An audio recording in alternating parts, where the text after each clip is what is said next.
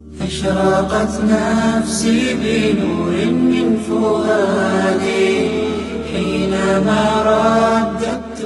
آپ نے ارشاد فرمایا اپنی بیویوں کے لیے زیب و زینت اختیار کرو، میں قربان جاؤں.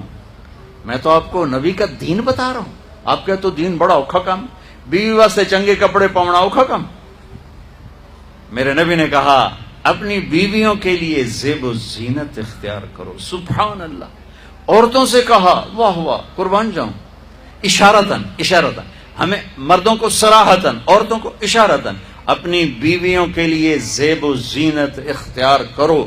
بنو اسرائیل میں زنا اس لیے پھیلا کہ مردوں نے بیویوں کے لیے زیب و زینت چھوڑ دی تو وہ غیر مردوں کی طرف مائل ہو گئیں. اور پھر عورتوں کو فرمایا کہ خامدوں کے لیے تیار ہو. کیسے؟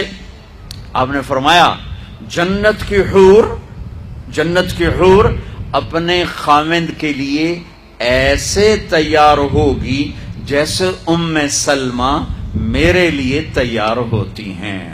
سبحان اللہ سبحان اللہ. ابھی عورتوں نے شادی پہ جانا ہو تو بیچارے مرد دی مصیبت آئی ہوندی ہے، وہ ترا جتیاں ترٹ جاندیاں نے کپڑے ڈھو ڈھو کے، اور خامد کے لیے تیار ہونا ہو تو انہوں موت پہ جاندی. اپنے خامدوں کے لیے تیار ہو ورنہ وہ اور عورتوں کی طرف مائل ہو جائیں گے. یہ اس میں خفیہ پیغام ہے. میرے نبی حیا والے ہیں، پاکیزہ زبان، پاکیزہ ذات. مردوں کو صراحتاً فرما دیا اپنی عورتوں کے لیے تیار ہوا کرو.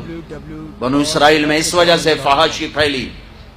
اور پھر اشارتاً جنت کی حور اپنے خامند کے لیے ایسے تیار ہوتی ہے جیسے ام سلمہ اللہ کے رسول کے لیے تیار ہوتی ہیں.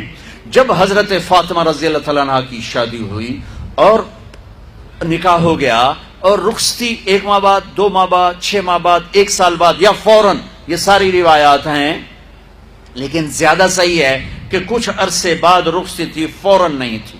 تو جب حضرت علی نے آ کے رخصتی کا مطالبہ کیا حضرت ام ایمن کے ذریعے سے، تو آپ نے حضرت حفصہ اور حضرت ام سلمہ اور حضرت عائشہ ان تینوں سے فرمایا کہ تم جانتی ہو نا میری بیٹی فاطمہ مجھے کتنی محبوب ہے، میری بیٹی کو دلہن بناؤ. اللہ اکبر. میری بیٹی کو تیار کرو. یہ میں دین بیان کر رہا ہوں، بے پردگی نہیں، بے حیائی نہیں. زیب و زینت میرے دین کا حصہ ہے، میرے نبی کی شریعت ہے. میرا نبی خوبصورت دین لے کر آیا ہے، ایک خوبصورت زندگی لے کر آئے ہیں. پتہ نہیں ہم نے کہاں سے عجیب و غریب دین کے فلسفے نکال لیے ہیں. سبحان اللہ. قربان جاؤں. آپ نے کہا جابر شادی کی؟ کہا جی کی. کہا کماری سے کہ بیوہ سے؟ کہا جی بیوہ سے کی. کہا اللہ بکرن فتلاعبک وتلاعبها. ارے تو نے کنواری سے کیوں نہ کی؟ وہ تجھ سے کھیلتی تو اس سے کھیلتا. میں میرے نبی کا دین بیان کر رہا ہوں. آپ کیا سمجھنا صرف رمضان کے روزے رکھنا دین ہے؟ ہاں وہ دین ہے، بہت بڑا حصہ ہے دین کا. عبادت میرے دین کی بیس ہے. بیس ہل گئی تو ساری عمارت گر جائے گی. نماز نکل گئی، روزہ نکل گیا، زکوٰۃ نکل گئی، حج نکل گیا، پیچھے کیا رہ گیا؟ ساری عمارت ٹوٹ گئی. لیکن یہ بیس کو عمارت نہیں کہتے. ہاں بیس پر عمارت کھڑی ہوتی ہے. میں عمارت کے کچھ خد و خال بتا رہا ہوں، کچھ نقش و نگار بتا رہا ہوں کہ میرا نبی دین کی عمارت ہمیں کیسے دے کر گئے.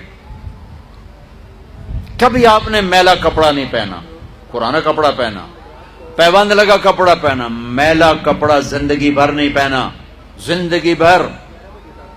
اور آپ کے بدن مبارک سے، آپ کے پسینے سے ایسے خوشبو آتی جیسے مشک سے خوشبو آتی، دنیا کے سب سے مہنگی خوشبو. آپ حضرت ام سلیم کے گھر میں آرام فرما رہے تھے دوپہر کے وقت. تو آپ یوں کر کے سوئے ہوئے تھے، یوں یہ کوہنی آگے نکلی ہوئی تھی. آنکھ کھلی تو دیکھا ام سلیم نے یہاں بوتل رکھی ہوئی، یہاں تو آپ نے کہا کیا کر رہی ہو؟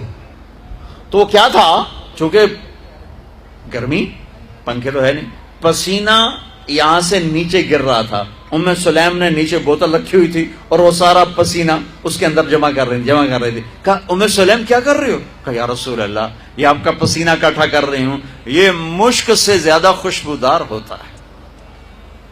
میرے نبی نے کبھی گندے کپڑے نہیں پہنے، کبھی میلے کپڑے نہیں پہنے، پرانا پہنا ہے، پیوند لگا پہنا ہے، میلا نہیں پہنا۔